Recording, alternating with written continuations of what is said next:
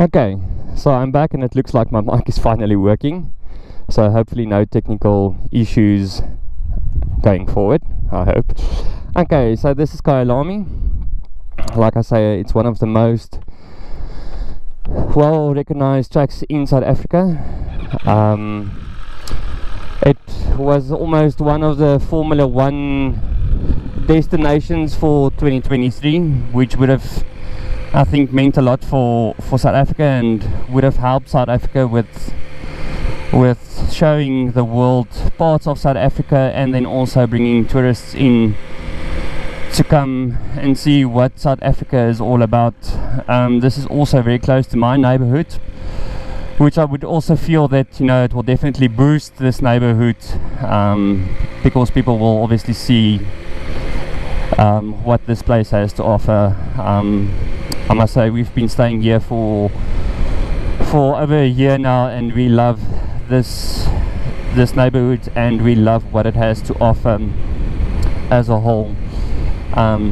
Safety, the shops, everything. So yeah, just back on Kyalami. So yeah, we were very disappointed to find out that Formula 1 is not coming to South Africa. I've also read that they are not coming to South Africa because of money. Money makes the world go round. They couldn't. I think the problem was, you know, I think Formula 1 needs a certain amount of income or return for them to make it profitable for them to actually come to a country, and obviously they couldn't get those returns on South Africa because we don't have as much money as some of the other countries, or the support, I think. Yeah, on the end of the day, from what I've heard, it's around money, and yeah, so obviously we didn't get that. So yeah, which is quite sad. I was obviously a big Formula 1 supporter in 2021. I almost feel that the season we had in 2021, you know, despite the outcome between Max and Hamilton, it was a fantastic year. You know, you were on the edge of your seat at all times, you know, and the things that happened. And unfortunately, you know, with a season like that, you're always going to have things that come out of that season where you feel that, you know, either Max he wasn't treated fair, or Hamilton wasn't treated fair. But on the end of the day, you know, Max and Hamilton will go into the books in having the greatest season, well, according to me, in Formula 1 history. I don't think we'll ever have a season like that where the guys fighting for the championship end up on top of each other in a race. You know, that's just, and that was just one part of it. See, there goes another Raptor. So that's now the second one for the day. So, you know, and after a season like that, you know, it's almost hard in supporting the seasons going forward, or the new race seasons, because in 2022, I mean, Max had almost no competition. Ferrari, you know, they showed a bit of fight in the beginning, but I mean, and the memes running around in 2022 for Ferrari was also quite funny. So, you know, they had great opportunity in winning Red Bull, but they never, it just felt like they didn't have it all together in beating the Red Bull, and that's where the Red Bull was very strong. And with Mercedes, you know, opting for the side pods being way different than the other cars, you know, they just hadn't figured out that whatsoever. I mean, they still, even, you know, I've watched the qualifying and the sprint qualifying today and yesterday, and it's still the Mercedes Benz, they're still not there. They're still not, you know, they're fighting for fourth and fifth, and you know, on this stage. And I must say, that's where Aston Martin has come in with Alonso, and that's actually quite entertaining. It's nice to see someone of his age coming back, and I wouldn't use the word fighting for the championship, but he is definitely up there running. You know, if Perez or Max doesn't come to the party, he's there to snatch up second or even first, which is entertaining. That's something that's nice to see. So yeah, I'm losing a bit of my love for Formula 1, because I mean, you know, I was a big Max supporter. I felt that, you know, for everything that Perez has done for him in previous seasons, it just felt like, you know, Max is a very competitive guy, which is understandable. I mean, that's what they do for a living. But I just felt that, you know, he could have done more, you know, in order to help Perez in getting second. And also, I mean, for the team, it's not just for Perez, but I mean, Red Bull, I think that would have been the first time that Red Bull would have had 1-2 in a championship rider, and you know, obviously they won the manufacturers championship as well. So I felt that was a bit selfish of him. I mean, he already won the championship at that stage, so he had nothing to lose. And you know, I think Red Bull is supporting him in many ways. So I thought that's the least he could have done for Red Bull and for Perez. So, you know, that's where I had a bit of a scratch with Max.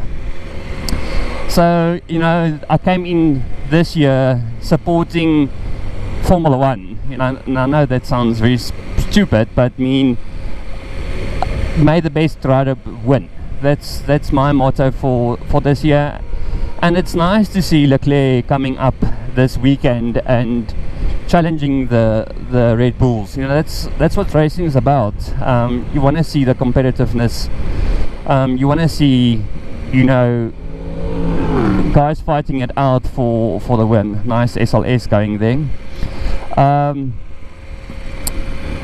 It's boring to watch a race and the guy in front is leading by 5 or 6 seconds and no one's looking like they're catching him. And that brings me on to MotoGP. So I was never a MotoGP supporter. There goes a Porsche. I was never a MotoGP supporter, but now obviously me having a bike, you know, I started getting into the MotoGP. You know, obviously Brad Binder coming from South Africa, you know, you're always watching what he's doing in races and where he's finishing up and stuff like that. And yet again, I mean, I had high hopes for KTM this year. You know, I know that Red Bull Formula 1 has helped them with developing their aerodynamics. So obviously, you know, beginning of 2023, you had big hopes for KTM and their season, but it's not showing up.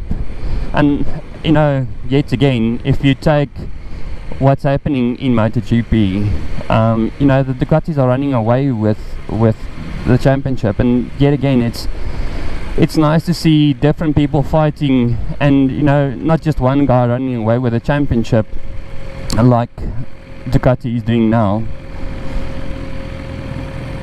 This guy going over red robot again. So yeah, and I must say, and that's hat offs to Ducati on this stage. I mean, they've worked hard in being so dominated in MotoGP, and then also, I mean, even if you look at World Superbikes, you know, they're also running away with the championship. It just feels like Tomac, I think it's Tomac, and Jonathan Ray, they just don't have the pace of the Ducati, which is sad, because you want to see racing. I mean, that's why we support these events, because we want to see racing. We want to see the best of the best going head to head against each other, and not just one guy running away with it and everyone just settling for where they are. So yeah, and I don't know how they must regulate these things in order to make it competitive. I mean, if you take previous years, I mean, they're getting more strict and they're getting more limited on what they can do with cars. And I mean, if you look in the olden days, you know, whatever you brought to the track, you raced with it. You know, where if you take Formula 1 for example, I mean, it just feels like every year there's more restrictions, and there's more this and there's more that, which, you know, on the end of the day, does that make the sport better? Does it make it more entertaining? How do they regulate these things? I actually saw stats in 2022 that they said that World Superbike is almost catching up to Moto GP, just based on the fact that, you know, I know Moto GP is very strict on who they use as a marketer, basically.